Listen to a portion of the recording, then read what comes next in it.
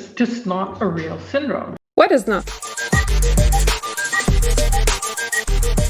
Hello and welcome to the inoculation. Today we're going to look at how anti-vax groups are pushing the idea that vaccination can harm the immune system. So it's not a real syndrome is what Donna Farber, chief of the Division of Surgical Scientists at Columbia University, told Reuters via email. What was she reacting to? She was reacting to a thing called VAIDS. This is something that I had already found that I stumbled across in a tweet last week. VAIDS is a thing. And so I just started scrolling around Twitter, and that was not the only tweet I found. So I just decided to look around what VAIDS could possibly mean. So what did you find? VAIDS are what anti-vaxxers say VAIDS is. It's a vaccine-acquired immune deficiency syndrome. And it's basically just a new spin on the falsehood that vaccines can make people sick. I think the most famous take on that is probably that childhood vaccinations cause autism, which we know is not true. So first of all, is there any merit to the new? No, there's no merit at all. And maybe we'll just take a quick look at the science so that we can show our listeners that VAIDS doesn't exist. First of all, VAIDS sounds like AIDS. Yeah, I think you're right. And I think this is probably also just a choice of a name to really scare people, because AIDS was for a long time and still is in many parts of the world a life-threatening disease.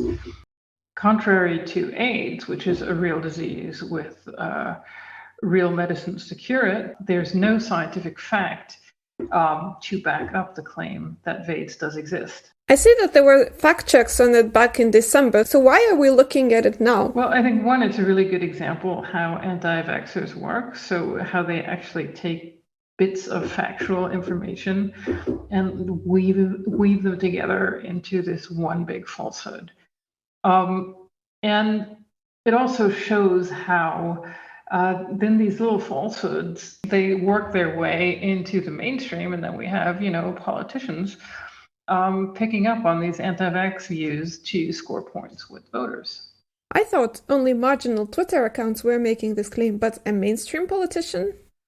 Yeah, and I think this is surprising because we do tend to think that maybe anti-vaxxers are just ill-informed or maybe not that smart. But here we have a US senator saying that it may be true that vaccines against COVID cause AIDS. So this was Ron Johnson, who was a senior senator from Wisconsin, which is a fairly high-ranking politician in the United States. And what is it?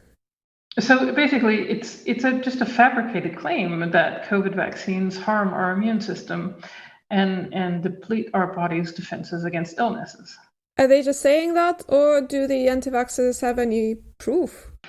Well, of course, the anti-vaxxers say they have proof, and the proof they have is a real study. They have a study? Yes, and it's a good study in a well-known medical journal. What? Yes, and they're actually really pushing the fact that there's a study in a journal. VAIDS is real. But the problem here is, and it's almost like, if it weren't so tragic, it would be really funny. The study doesn't really show in the slightest what the anti-vaxxers says it does show. But what does the study say? So the study, it was published in a leading medical journal, The Lancet, and it was conducted by a real physician at a leading Swedish university. What they wanted to actually find out was what happens in the days and months after people have gotten a vaccination against COVID. So what happens to the protection that the vaccines give them? So they looked at how effective vaccinations were at protecting people against infection, hospitalization, and death during the first 9 months after they received their vaccination. And what did they find out? The study was a really good study. So they had almost 1 million participants.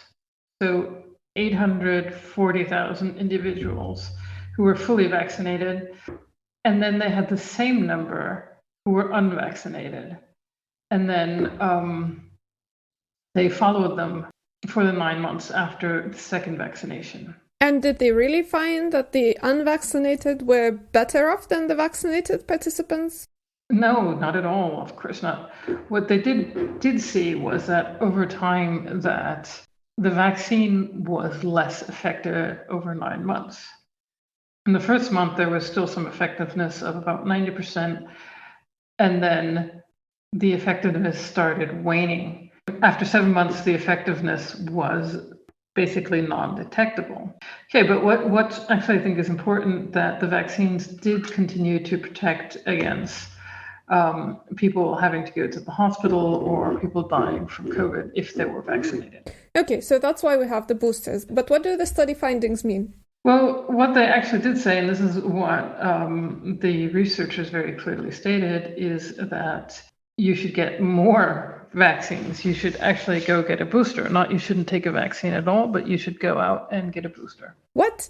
So the study says get more COVID shots, but anti-vaxxers are claiming that you should get fewer shots. Yeah, it's not extremely crazy. Well, this is just how anti-vaxxers and other peddlers of disinformation work, right? Yes, it really is. So we really have to see that they're taking a study conducted by a researcher at a big university, published in a really renowned journal, and turning it into the worst kind of vaccine disinformation that's meant to scare people away from taking vaccines and away from protecting themselves.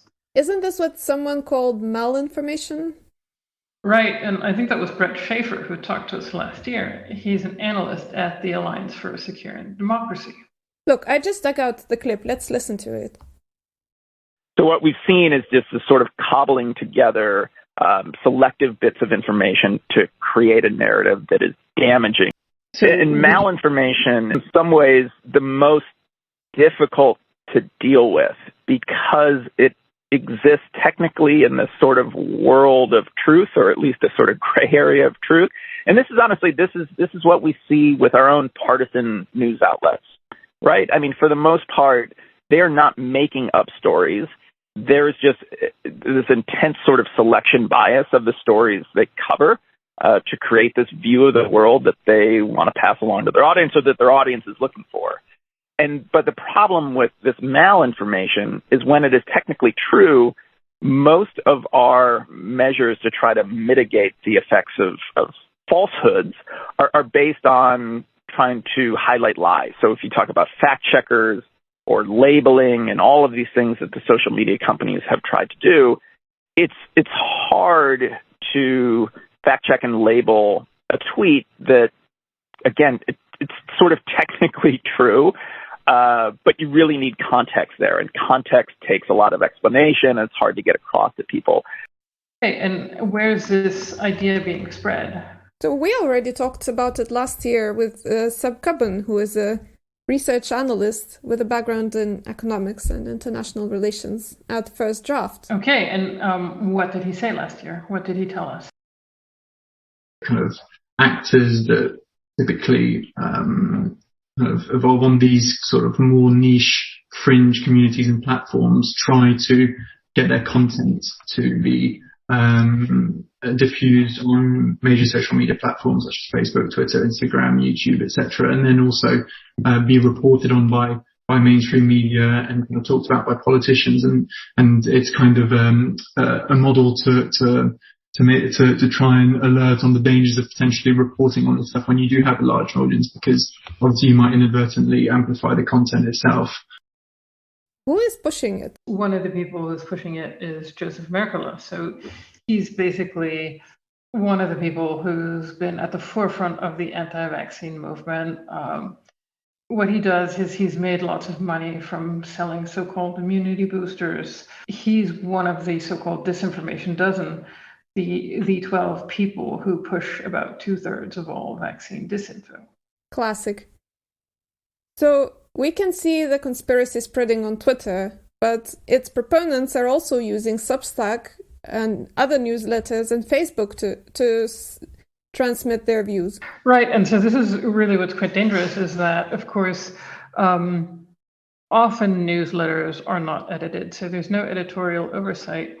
And this is when we talked to Seb Cubbon last year, he said that tackling disinfo will just require audiences to become more selective and more informed. Let's listen to what he said. Detailed, specific, accurate, nuanced information can never rival sensationalized information in terms of its immediate appeal, in terms of its shock value, etc. So much of the conversation around in terms of health communications, well, how can we produce messaging that isn't a 30-page PDF, because that's never going to compete with a meme. And there is something to that. There is something to try and kind of simplify messaging and making it more accessible, etc. However, there comes a point where, as I said, nuanced information, text-only information that isn't supplemented with kind of visual and emotive means can't compete. And that's where I think we have to redirect efforts towards making sure that people are less prone to being attracted by sensationalized content, to make sure that, as I said, critical thinking, media literacy, all these things, and obviously these are more long-term solutions, but I think that, as I said, it comes to a point where we can't make accurate information that often is detail heavy as appealing as a funny meme that might actually itself contain this information. And so that's where I think we really need to make sure that it becomes appealing by developing people's receptiveness to different types of content, and appreciating that just because something might be appealing might not necessarily be true. And okay, so that was really interesting. And I don't think this is going to be the last conspiracy theory we hear of. But I don't think it's fair to say that, it can't only be on consumers to educate themselves. Yeah, exactly. And how much research can a single individual make for every claim they see on social media? So this is going to need a long-term, multi-pronged solutions. I totally agree with you. We will keep following this topic as always. If there's anything that we should know, please send us a tip. And don't forget that when we are not releasing new podcast episodes, we are sending a newsletter.